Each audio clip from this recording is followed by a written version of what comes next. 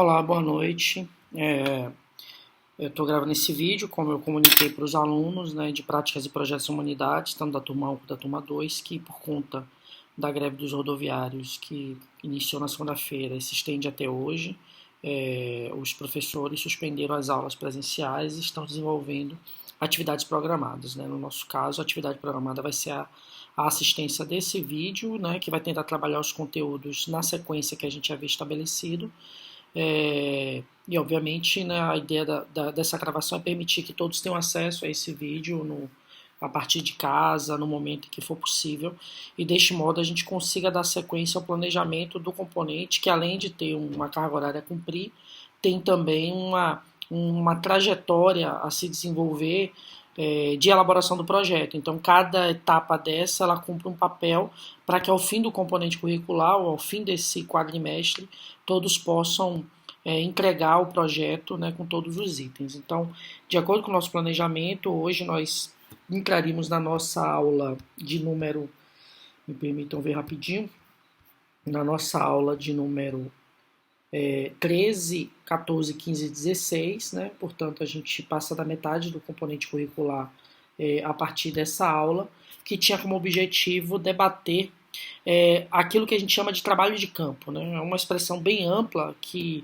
precisa ser esmiuçada para entender o papel dela, porque se para alguns parece muito óbvio que toda pesquisa subentende um trabalho de campo, né? Para outros, entender o que é esse trabalho de campo é algo um tanto complexo, porque pode partir de um pressuposto de que o trabalho de campo envolve desde revisão bibliográfica a própria coleta de dados no campo, ou para outros apenas essa etapa de observação do campo e de realização de entrevistas, de observação participante. Então, de alguma forma, a gente precisa entender que o trabalho de campo é uma etapa da pesquisa importante e que o projeto é parte desse trabalho desenvolvido no trabalho de campo, dessa prática, né, a ser realizada no trabalho de campo. Portanto, é preciso que a gente consiga localizar, à medida que a gente vai construindo o projeto, determinados itens do projeto que exigem reflexões sobre aquilo que viria a ser o trabalho de campo.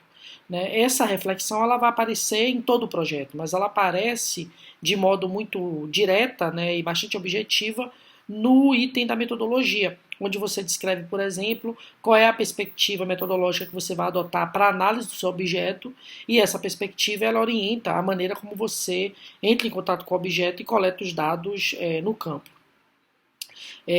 Óbvio, também há necessidade no projeto de você descrever o universo da pesquisa, o campo da pesquisa, a própria palavra já ajuda, né? O campo seria a delimitação de onde a pesquisa vai ser desenvolvida e que, portanto, os resultados alcançados fazem referência a essa realidade deste campo, ainda que muitos resultados que são construídos a partir de uma análise de um campo delimitado, eles podem ser utilizados como referencial interpretativo de realidades de outros campos que tenham parâmetros semelhantes. Então, obviamente, todo conhecimento ele responde a uma realidade concreta na qual a pesquisa se desenvolveu, mas ele também serve como instrumento de interpretação de realidades outras, né, que têm, obviamente, semelhança, proximidade com a realidade do campo onde a pesquisa se deu.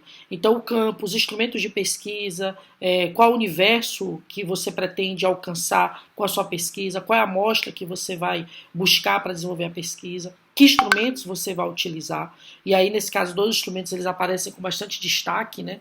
O instrumento da entrevista e o instrumento da observação participante.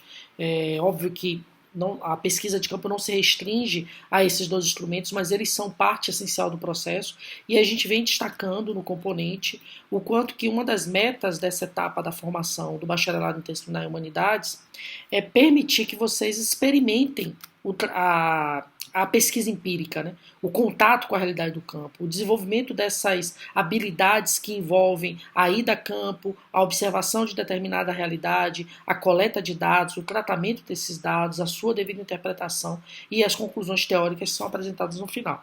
Então, a gente tem orientado que toda pesquisa todo projeto de pesquisa preveja esse contato com o campo, né, com a realidade empírica. Seja ela uma realidade contemporânea, onde os sujeitos, né, que vão ser entrevistados estão disponíveis e com os quais você vai ter uma interação direta, seja uma realidade histórica, onde o contato com aquela realidade vai se dar por meio de fontes históricas possíveis de serem localizadas.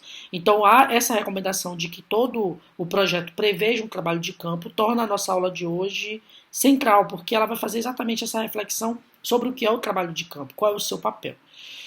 E aí eu havia disposto no programa do SIGA uma bibliografia que é central para essa análise. E eu já venho, obviamente, apontando a preocupação nas aulas das duas turmas quanto à baixa dedicação de leitura dos textos indicados. Nas aulas, quando eu consultava quem havia feito a leitura, era uma estrita minoria que havia feito a leitura, e dessa vez, né, por conta até desse momento, eu vou utilizar como metodologia dessa aula, dessa discussão, dessa apresentação, porque infelizmente a gente não conseguiu realizar isso ao vivo para que permitisse algum tipo de interação, então é uma transmissão, não é uma videoaula, porque videoaula subentende uma série de outros recursos, né, didáticos, é na verdade um registro que orienta um estudo a ser feito em casa, portanto é uma atividade programada por vocês para cumprir os objetivos previstos para essa semana do componente.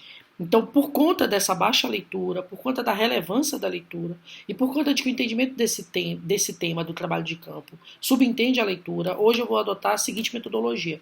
Nós vamos fazer a leitura do texto, interpretando, obviamente, ela, ao longo da gravação desse vídeo. Então, eu vou fazendo a leitura do texto, e aí a minha recomendação é que você acompanhe a leitura, né?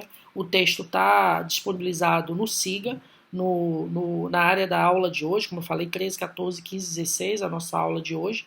E aí eu vou dar um tempinho agora para você baixar o texto. É um texto do livro de Minayo, é desse livro aqui, Pesquisa Social. É um capítulo que fala sobre trabalho de campo. A edição que está lá é um pouco diferente dessa, a edição anterior, porque foi a que estava disponível em PDF. Mas eu vou fazer a leitura, os textos são praticamente idênticos, não tem nenhuma alteração, a não ser a ordem de página e tudo. E à medida que eu for lendo, eu vou interpretando. E se você está acompanhando esse vídeo, a minha dica para que a melhor aprendizagem do vídeo se dê é fazendo o acompanhamento da leitura. Então, à medida que eu estou lendo, você também está lendo no texto. E quando eu interromper a leitura para comentar, você interrompe, presta atenção no comentário e tenta relacionar isso com o seu entendimento. Essa vai ser a melhor metodologia para a gente desenvolver agora nessa nossa aula. Desse modo a gente vai ter um aprendizado melhor. Então vou dar aqui agora um intervalozinho de 1 minuto, enquanto você consegue baixar o texto no site do SIGA. Faça isso agora, por favor.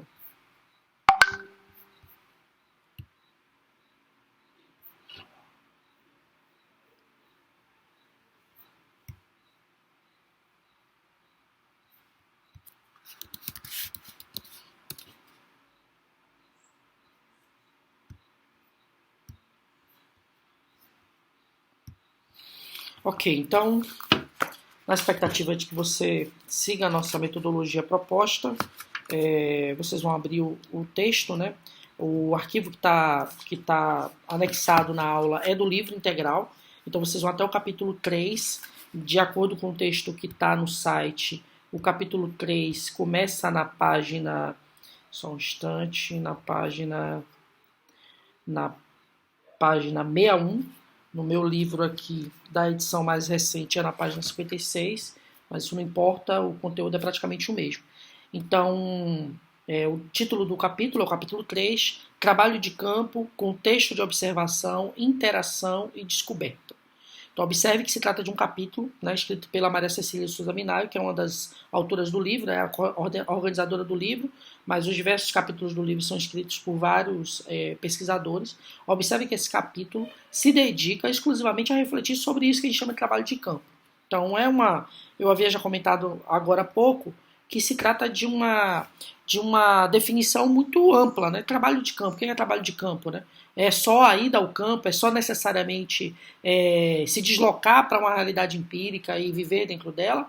Não é só isso, né? Obviamente, o trabalho de campo subentende todo o processo de coleta de dados, de informações, de observações que vão fundamentar a análise da pesquisa. E como eu já havia destacado, não há como ir ao trabalho de campo, ao desenvolvimento da pesquisa empírica em si, sem que o projeto esteja já desenvolvido, consolidado, porque o projeto é o instrumento orientador das atividades de campo.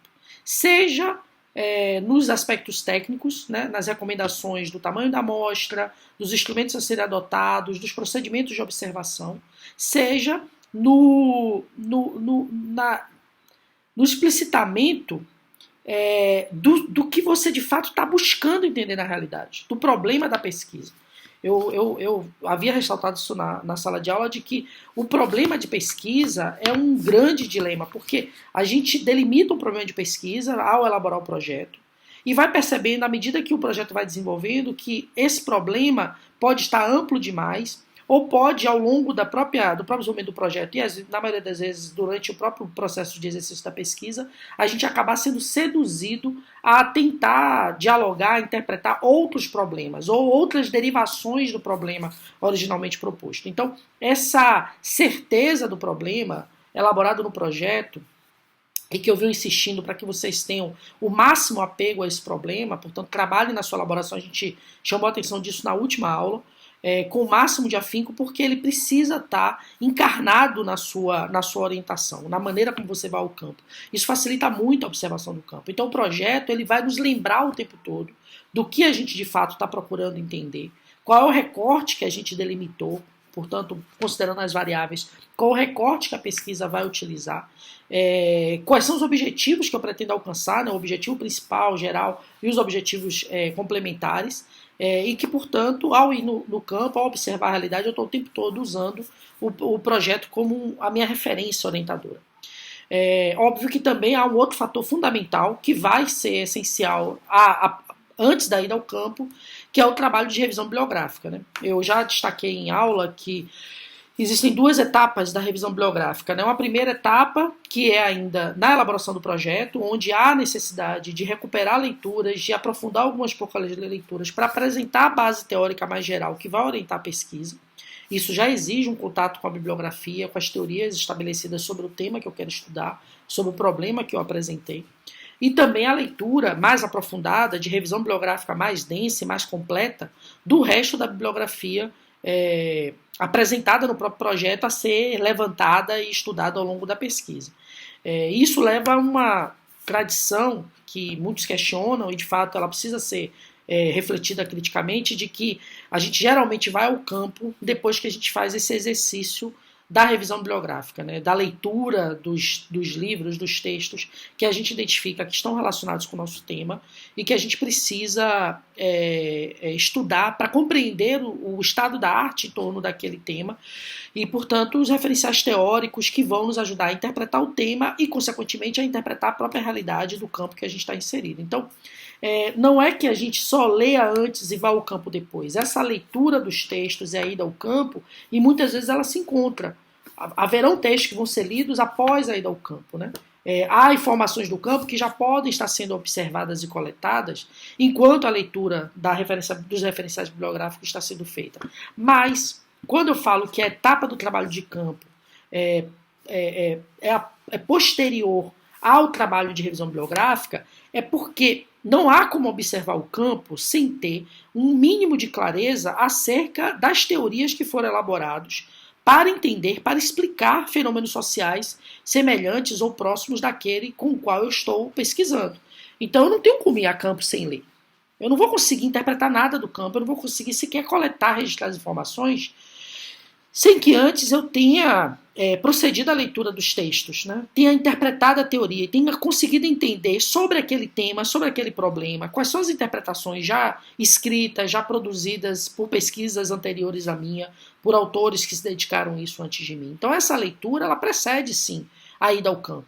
Por isso é que essa ida ao campo, a gente precisa, ao ir ao campo, carregar conosco o projeto, como instrumento orientador do que a gente vai fazer do ponto de vista metodológico e do que a gente quer fazer do ponto de vista dos objetivos, do problema estabelecido, e também a ida ao campo com a bagagem intelectual resultante da leitura dos textos que são levantados por vocês no projeto e que fazem com que vocês tenham um contato com a teoria construída, estabelecida até aqui sobre o seu tema, sobre o seu problema. Então não dá para ir ao campo sem ler. Aliás, não dá para escrever o projeto sem ler. Eu já venho insistindo nisso, de que a leitura de textos, né, para o projeto ainda de um quantitativo restrito de textos, né, mas ao longo da pesquisa com uma profundidade maior de textos interpretados, não tem como ir a campo sem fazer isso. Então, esse é um dado fundamental. E é nesse sentido que o texto vai destacar a ida ao trabalho de campo, né, a ida ao campo para os homens do trabalho. Bom, eu acabei, portanto, antecipando aí alguns aspectos. Eu vou, portanto, fazer a leitura do texto. À medida do que tiver de relevante, eu vou interrompendo e comentando, e eu peço que você acompanhe a leitura. Eu vou ler ele aqui na tela e vocês vão acompanhando. Trabalho de campo, contexto de observação, interação e descoberta. Maria Cecília de Souza Minayo.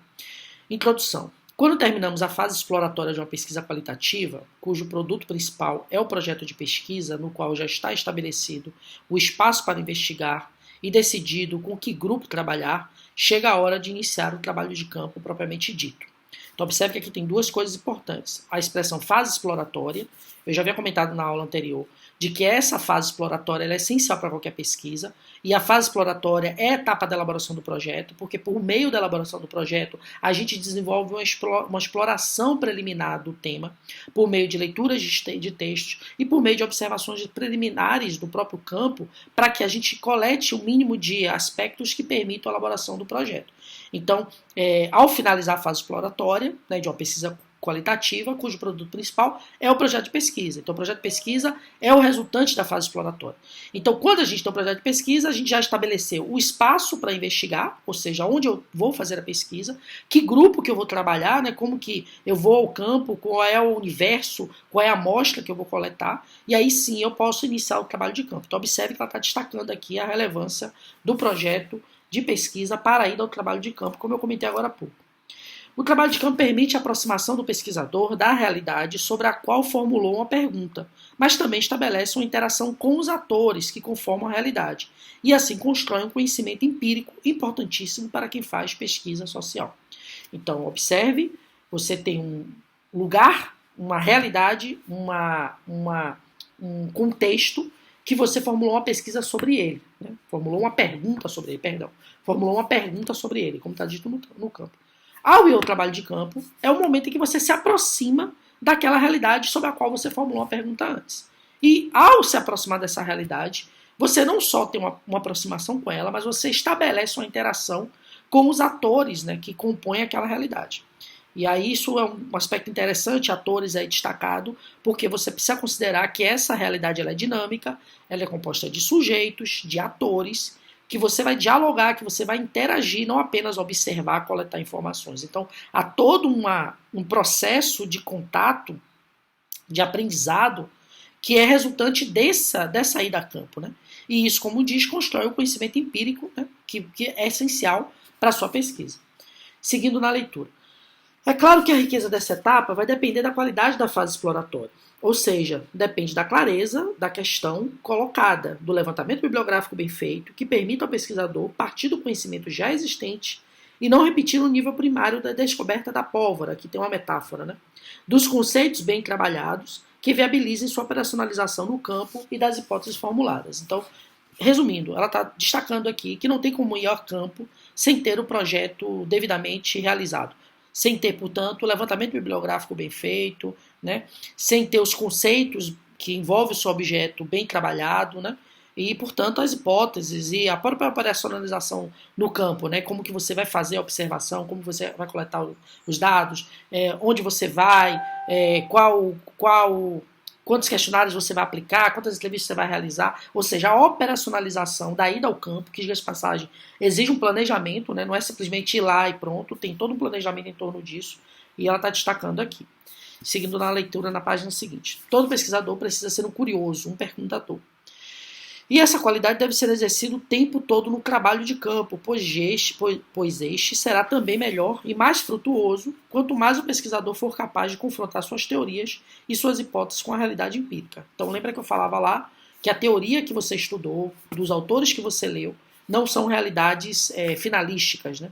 Elas são conceitos, né, teorias que são conjecturais, elas são refutáveis. E você deve ir ao campo levando essas teorias contigo, mas nunca vê-las enquanto uma coisa pré-determinada, né?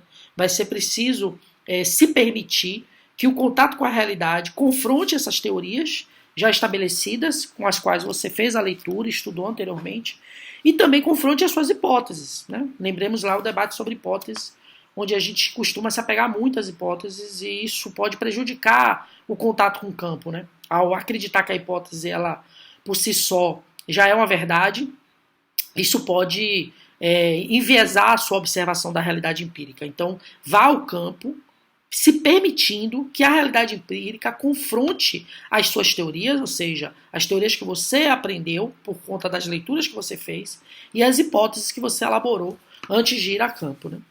Bom, assim o pesquisador não deve ser um formalista que se apegue à letra de seu projeto e nem um empirista, para quem a realidade é o que ele vê a olho nu, ou seja, sem o auxílio de contextualização e de conceitos. Nenhum nem outro sozinho contém a verdade. Então aqui ela está destacando que é nem tanto nem tão pouco. Nem você deve ir para o campo ignorando o peso da realidade empírica, como se o projeto já dissesse tudo, né? Nem também ser um empirista, achar que apenas o que a realidade demonstra para você é suficiente para construir o conhecimento. Então há aí a necessidade de uma interação entre a realidade empírica e o auxílio de contextualização e de conceitos, como ela diz aqui. Então é uma interação entre os conceitos, entre os seus conhecimentos conceituais, teóricos, e a realidade que você observa a olho nu. Portanto, não é nem uma coisa só, nem a outra só. É o encontro dessas duas, né? Como ela diz no final, nenhum nem outro sozinho contém a verdade. Desta forma, no campo, o pesquisador precisa não ficar preso às surpresas que encontrar e nem tenso por não obter resposta imediata às suas indagações. É claro que a experiência o ajudará no seu comportamento, mas é possível recomendar que sempre exercitemos um olhar dinâmico e atento que passe da confrontação das propostas cientificamente formuladas para as descobertas empíricas e vice-versa.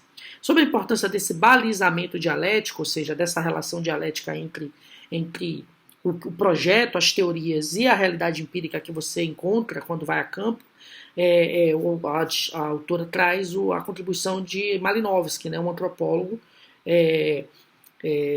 Malinowski diz, num livro publicado em 84, que o investigador deve se preparar muito bem, como se tudo dependesse dele. Porém, se houver uma discrepância entre sua teoria e a realidade concreta, ele deve privilegiar perguntas para o nível empírico, relativizando suas hipóteses e pressupostos.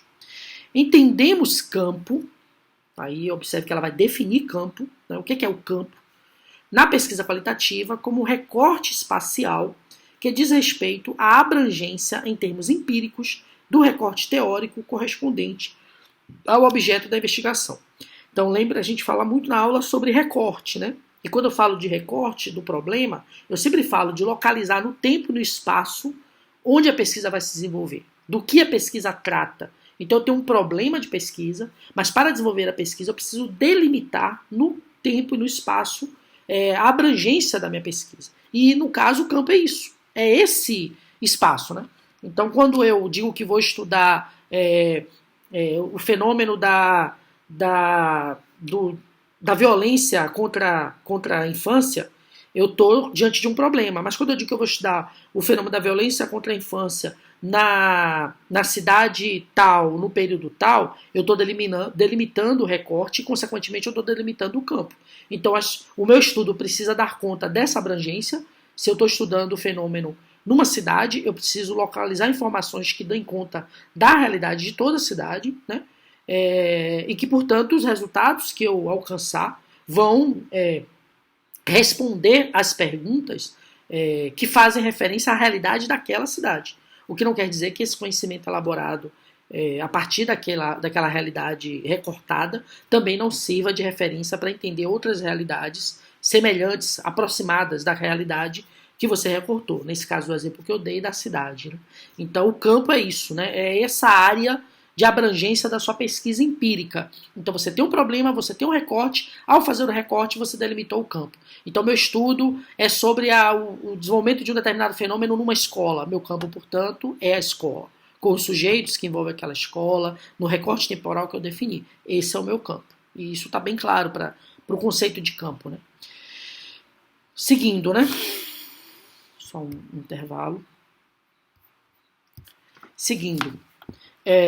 Por exemplo, quando tratamos de entender as concepções de saúde e doença de determinado grupo social, quando buscamos compreender a relação pedagógica entre os estudantes e o professor de determinada matéria, ou o impacto de determinada política pública para uma população específica, cada um desses temas corresponde a um campo empírico determinado.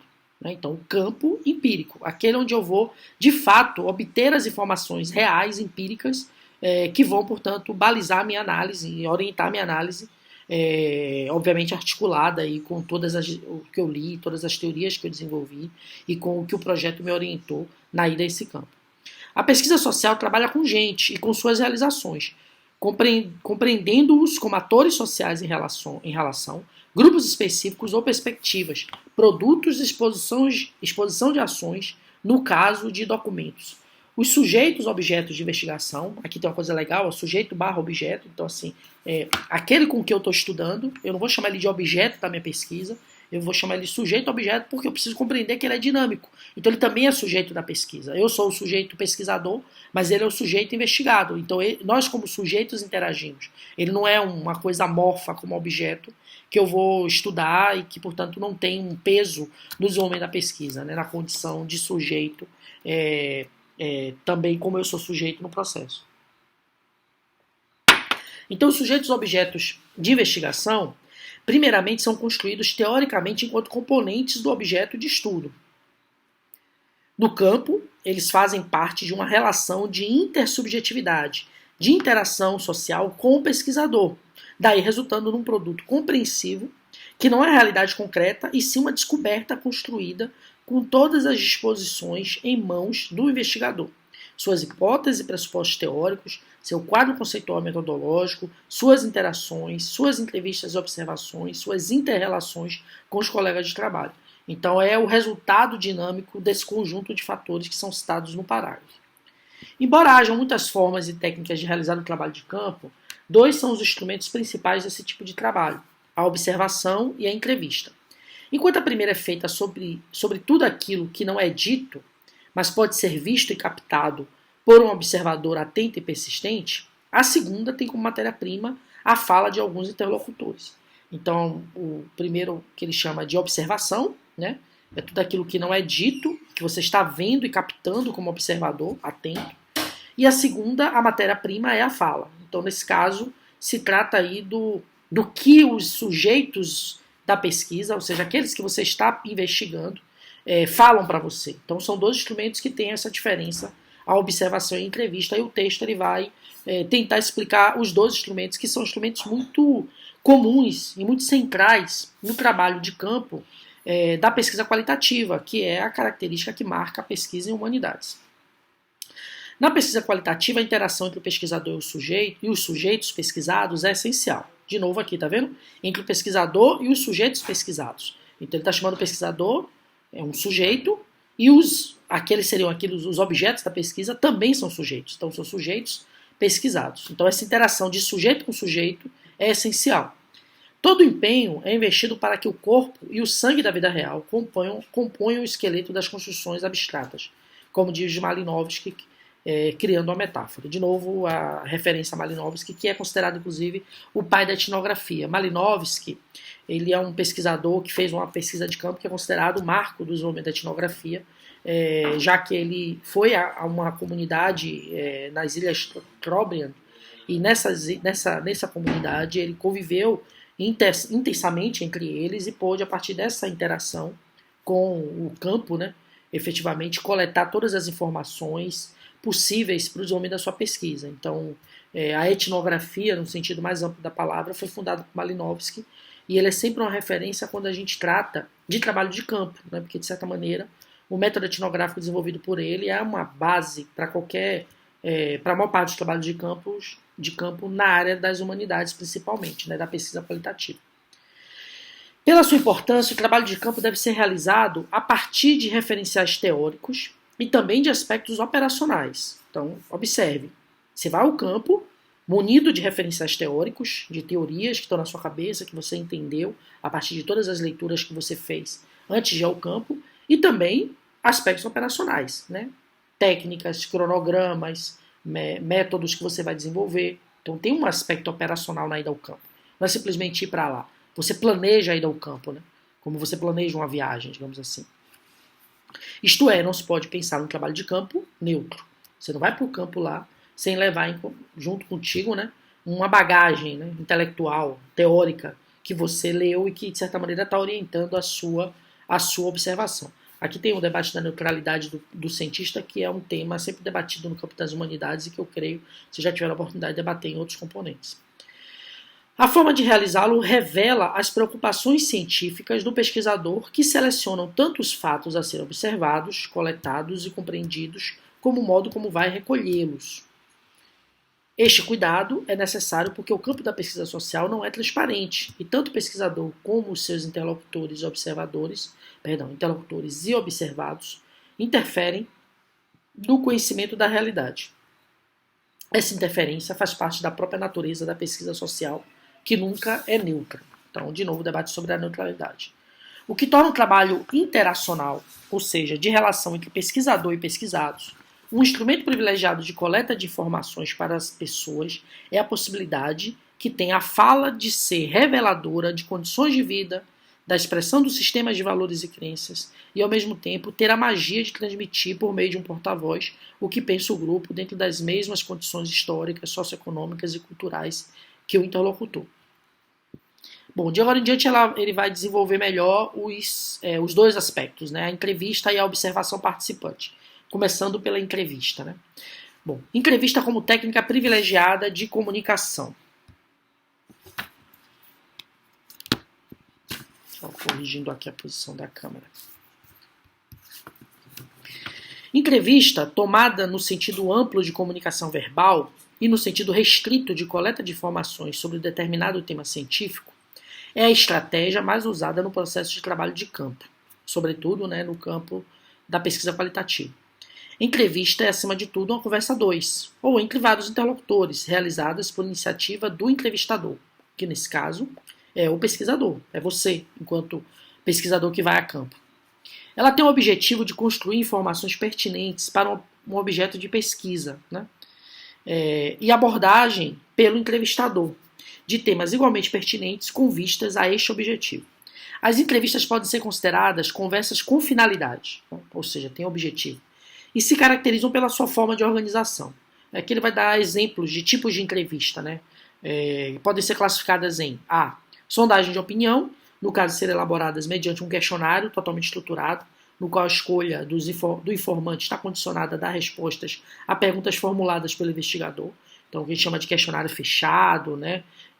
Sempre a opinião se dá por meio da resposta direta ao questionário. Então, isso é um tipo de entrevista também, mas por meio de um questionário. Ele usa aqui a definição sondagem de opinião, né? B, semi-estruturada, que combina perguntas fechadas e abertas, em que o entrevistado tem a possibilidade de discorrer sobre o tema em questão sem se prender à indagação formulada. Então você ali tem ao mesmo tempo perguntas mais diretas, objetivas, fechadas, né, com alternativas inclusive, e perguntas mais abertas onde o entrevistado pode falar de modo mais livre, né? C, aberta ou em profundidade, em que o informante é convidado a falar livremente sobre um tema, e as perguntas do investigador, quando são feitas, buscam dar mais profundidade às reflexões. Então aí é bem mais livre, né? Você tem o tema, você obviamente sabe o que você está querendo captar daquela conversa, mas você não estabelece as perguntas, você não direciona o caminho. Você joga o tema e permite que o entrevistado discorra sobre o tema. E ao longo do tema você vai apresentando perguntas que ajudem a aprofundar determinados aspectos. E D, focalizada, quando se destina a esclarecer apenas um determinado problema. Então é quando você faz uma entrevista focada apenas num aspecto. Essa definição do D me parece um pouco genérica no texto.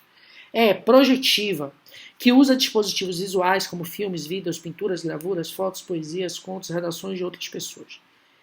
Esta última modalidade constitui um convite ao entrevistado para discorrer sobre o que vê ou lê. É geralmente utilizado quando precisamos falar de assuntos difíceis e delicados e temos problemas para tratá-los diretamente. Então, essa metodologia geralmente considera o perfil do entrevistado. Então você pode desenvolver determinados recursos que possam facilitar o envolvimento do entrevistado e, portanto, a sua capacidade de falar sobre algo.